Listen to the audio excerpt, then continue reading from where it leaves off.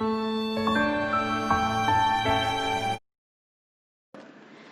Friends, welcome back to my channel divine classes. जैसा कि हम लोगों ने लास्ट वीडियो में पढ़ा था कि टेंसेस क्या होते हैं, टेंसेस के कितने फॉर्म्स होते हैं, तो आज ही कंटिन्यू करूंगी मैं उसी पार्ट्स को लेकर के। बट आज मैं आपको बताऊंगी कि टेंसेस के लिए जो रूल्स होते हैं और जो स्ट्रक्चर होता है उसका वो कैसे बनता है और किस तरीके से बनता है। फिर नेक्स्ट वीडियो में हम लोग कंटिन्यू करेंगे, हर एक रूल्स के बारे में अलग अलग कंटिन्यू करेंगे। तो आइए जानते हैं कि टेंसेस में जो सब्जेक्ट्स होते हैं वो क्या होते हैं और कैसे होते हैं। तो टेंसेस में हमने बताया था आपको सब्जेक्ट होता है, जैसे कि जो स्ट्रक्चर होगा उसमें सब्जेक्ट होगा, सब्जेक्ट भी होगा और मेन वर्ब भी होगी, हेल्पिंग वर्ब भी होगी और ऑब्जेक्ट भी होगा। ठीक है, ये चार चीजें होती हैं। ये चार चीजें हमारे ट्रांसलेशन में जब रूल्स हैं तो इसमें चार चीजें होंगी। बट सब्जेक्ट क्या होता है? दो तरीके का सब्जेक्ट होता है, सिंगुलर सब्जेक्ट और प्लूरल सब्जेक्ट। ठीक है, तो सिंगुलर सब्जेक्ट होता है और प्लूरल सब्जेक्ट होता है। अब सिंगुलर सब्जेक्ट क्या होता है और प्लूरल सब्जेक्ट क्या होता है? सिंगुलर सब्जेक्ट जैसे कि जब हमारा सब्जेक्ट क्या आ जाए, ही, शी, इट और कोई भी नाम आ जाए, वो हमारा क्या होगा? सिंगुलर सब्जेक्ट होगा। ही, शी, इट कोई भी नाम अगर है तो वो सिंगुलर सब्जेक्ट है। और प्लूरल सब्जेक्ट क्या होगा?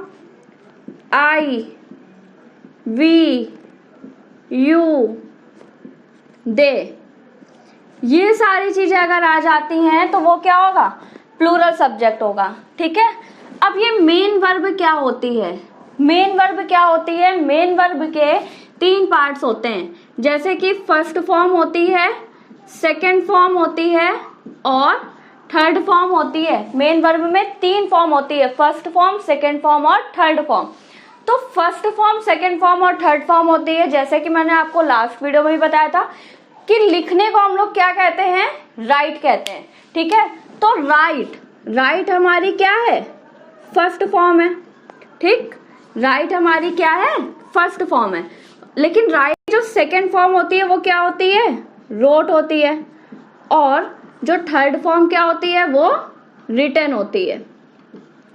ठीक है, इसी तरीके से मैंने रीड बताया था। रीड क्या है? फर्स्ट फॉर्म है। सेकंड फॉर्म क्या होती है? रेड। प्रोनाउंसिएशन रेड होता है, लेकिन हम लोग इसको लिखते क्या है? रीड ही लिखते हैं। ठीक है, और थर्ड फॉर्म भी क्या होती है? रीड होती है। ठीक, अब प्ले भी होती है। प्ले मीन्स क्या होता है? खेलना होता है। लेकिन प्ले की सेकंड फॉर्म क्या होगी? प्लेड। और थर्ड फॉर्म भी क्या होगी? प्लेड होगी। ठीक, तो इसी तरीके से जो मेन वर्ब है उसकी भी फॉर्म्स होती हैं, फर्स्ट, सेकंड और थर्ड फॉर्म होती है। आई होप समझ में आ रहा होगा कि सिंगुलर सब्जेक्ट क्या होता है, प्लूरल सब्जेक्ट क्या होता है, मेन वर्ब क्या होता है। ठीक है, अब हेल्पिंग वर्ब की बात आती है कि हेल्पिंग वर्ब भाई क्या होती है? मेन वर्ब भी होगी, हेल्पिंग वर्ब भी होगी। मेन वर्ब वो, जैसे कि हम लोग कहते हैं कि वह खेल रहा है, वह पढ़ रहा है, वह लिखता है। तो ये जो लिखना, पढ़ना, खेलना, खाना पकाना, ये सारी चीजें हैं वो क्या है? हमारी मेन वर्ब है। जो काम हम लोग करते हैं, जो क्रिया होती है, ठीक है, वो है हमारी मेन वर्ब। लेकिन हेल्पिंग वर्ब क्या होती है? जैसे कि हमने अब रूल्स हैं, जैसे कि प्रेजेंट डेफिनिट है, कंटिन्यूअस है, परफेक्ट है, तो इसमें जो रूल्स होते हैं, जो वर्ब का हम लोग यूज करते हैं वो हमारी क्या है? हेल्पिंग वर्ब है। तो आइए जानते हैं कि हेल्पिंग वर्ब क्या होती है। जैसे कि हमने बताया था कि हम लोग जो टेंसेस हैं उसमें 4 फॉर्म्स होती हैं। कौन कौन सी? इंडेफिनिट, कंटिन्यूअस, परफेक्ट और परफेक्ट कंटिन्यूअस। तो इंडेफिनिट, कंटिन्यूअस, परफेक्ट।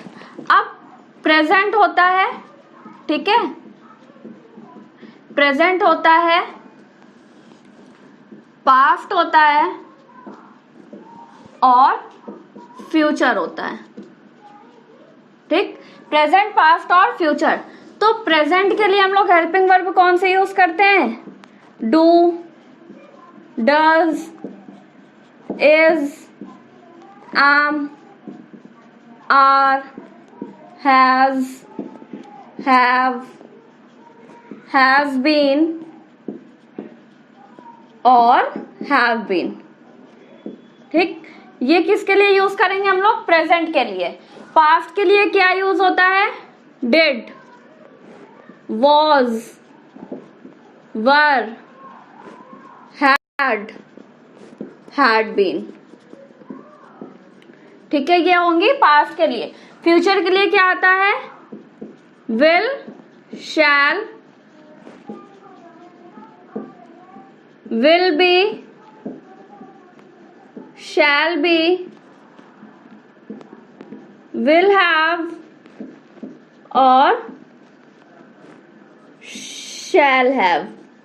तो ये हमारी जो है, ये सारी जो हैं वो क्या है?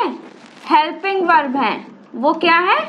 हेल्पिंग वर्ब हैं। ओके, तो ये नोट कर लीजिएगा या स्क्रीनशॉट ले लीजिएगा कि ये जो है वो हेल्पिंग वर्ब है। इसी का हम लोग यूज करेंगे टेंसेस में। रूल्स में भी आप आगे पढ़ेंगे कि इसी तरीके से हम लोग टेंसेस में यूज करेंगे इसका। अब हम जो नेक्स्ट बताएंगे वो क्या बताएंगे आपको कि स्ट्रक्चर हम लोग कैसे बनाते हैं। ठीक है, और जैसे कि सबको पता होगा जो सेंटेंसेस होते हैं वो टाइप्स होते हैं सेंटेंसेस में भी। तो हर एक टेंस को स्टार्ट करने के लिए सब में भाई अलग अलग सेंटेंसेस होंगे। अब जैसे कि मैंने बताया था कि टेंस होते हैं, टेंस में क्या है कि प्रेजेंट, पास्ट, फ्यूचर बता दिया मैंने। अब इसके बाद उसमें भी हमने टाइप्स बताए थे कि इंडेफिनिट होता है, परफेक्ट होता है, कंटिन्यूअस होता है और परफेक्ट कंटिन्यूअस होता है। तो इसी तरीके से इसमें क्या होगा? सेंटेंसेस। अब सेंटेंसेस का भी यूज होता है। जैसे कि कौन कौन से सेंटेंसेस होते हैं? सबको पता होगा कि सेंटेंसेस अफर्मेटिव सेंटेंसेस होते हैं, नेगेटिव होते हैं, ठीक है, इंटेरोगेटिव होते हैं।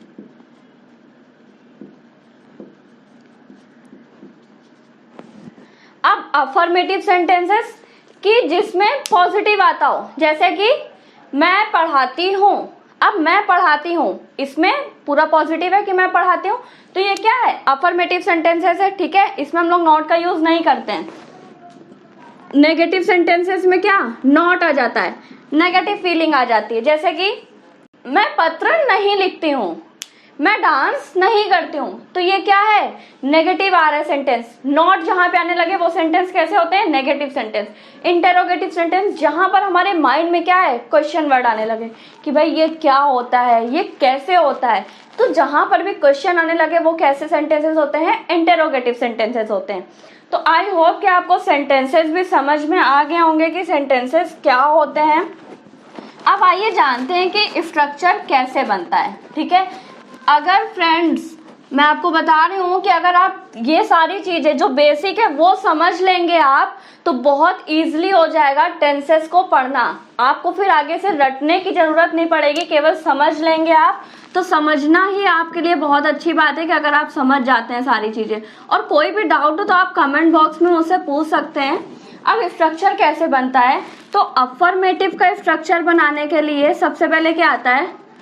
सब्जेक्ट। ठीक है, सब्जेक्ट आएगा, फिर क्या आएगी?